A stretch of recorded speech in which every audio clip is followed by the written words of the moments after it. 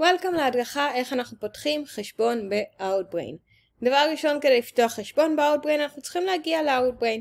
תשימו לב שכשלחצנו Outbrain עלו כאן שתי מודעות, כאן זה יפנה אותנו לעמוד נחיתה, וכאן ה-Outbrain האמיתי יפנה אותנו לאתר שלהם. אז ברגע שלחצנו יש לנו כאן Advertiser with us או Publisher Let's Talk. אנחנו הולכים להיות Advertiser with us. למה? כי אנחנו הולכים לפרסם ב-Outbrain. Publisher זה כאלה שיש להם אתרים שהם רוצים שהכתבות של Outbrain יופיעו אצלהם. אז Advertiser with us. ו-Register כאן למעלה במסך. Create your account. אז ישר הוא מזהה שאני מישראל. אני כרגע אתן לו את השם ואת הטלפון ואת כל הדברים שאנחנו צריכים בשביל החשבון.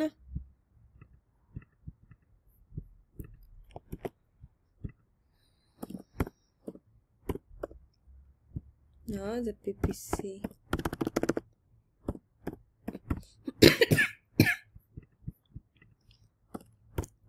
PPC.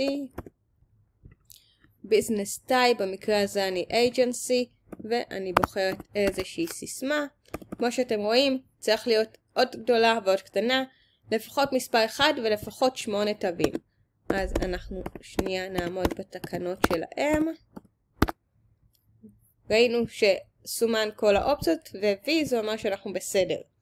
ברגע שכאן אנחנו בעצם מאשרים את התנאים של Outbrain, וכאן אם אתם רוצים לקבל פרסומות. לחצנו על Create Account. ושואל אותי אם לשמור, אני שומרת, ואז זה בעצם מפנה אותי למייל, כי הם שולחים מייל אקטיבציה. אז אני הולכת למייל, אפשר לראות ממש שקיבלנו כבר את המייל, almost activate here, הנה המייל והלינק אקטיבציה, לוחצים על הלינק, נפתח לנו Outbrain, Activation Success, מעולה, זה אומר שאנחנו יכולים עכשיו להיכנס.